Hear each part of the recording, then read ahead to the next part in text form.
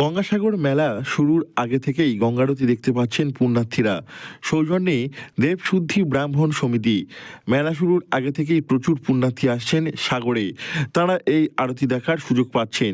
গঙ্গাসাগরে আগত পুণ্যার্থীদের পুজো পার্বণ ও ধর্মীয় আচার সম্পাদনের সঙ্গে সারা বছর যুক্ত থাকেন এই ব্রাহ্মণরা। মূলত তাদের উদ্যোগেই এই গঙ্গারতির আয়োজন করা হয়েছে। সন্ধ্যা আরতি করলেন কি উদ্দেশ্যে আজকে? গঙ্গাসাগর স্নানঘাট দেবশুদ্ধি ব্রাহ্মণ সেবা সমিতি তীর্থযাত্রীদের পুজো অর্চনা করার জন্য আমরা সারা বছর নদী চরে থাকি। সন্ধ্যায় আমরা রুজি রোজগার করার পরেই আমরা সমিতির ঘরে এসে একটা সন্ধ্যা আরতি আমরা নদী চরে এসেই 2 নম্বর ঘাটে সি বিচে, ওখানে তো ভেঙে যাওয়ার ফলে আমরা ওখানে করতে পারি না, তাই 2 নম্বর সি বিচে এসে আমরা প্রত্যেক দিন সন্ধ্যার সময় মা গঙ্গার একটা গঙ্গা আরতি করি, মা গঙ্গার আরাধনা করি, গঙ্গা আরতি আমরা এখানে করি। এবং এটা গঙ্গাসাগরে 2 নম্বর সি বিচের কাছে এই গঙ্গারতি দেখতে পাওয়া যাচ্ছে। সরকারিভাবেও মেলা শুরুর সঙ্গে সঙ্গেই গঙ্গারতি হবে। তবে এখনকার এই গঙ্গারতি সমুদ্র সৈকতের সন্ধ্যাবেলায় ভক্তিমূলক পরিবেশে পালিত হচ্ছে। আরতিতে অংশ নিচ্ছেন গঙ্গাসাগরে আসা বহু পুণ্যার্থী। প্রদীপের আলো, ধূপ ধুনো ও বৈদিক মন্ত্রোচ্চারণের মাধ্যমে গঙ্গার তীর এক অপূর্ব ধর্মীয় আবহে ভরে উঠেছে সাগর মেলার আগেই।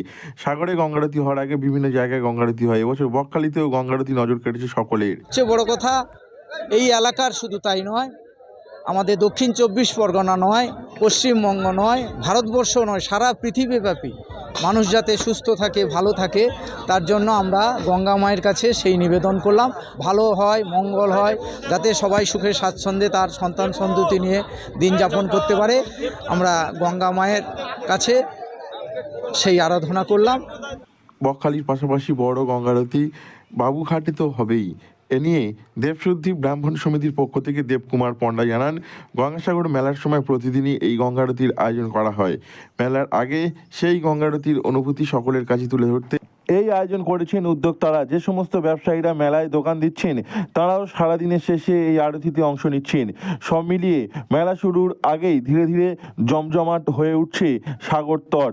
এই গঙ্গারতি প্রতিদিনই দেখতে পাওয়া যাচ্ছে। দক্ষিণ 24 পরগনা থেকে নবাব মল্লিকের রিপোর্ট, লোকাল 18 বাংলা।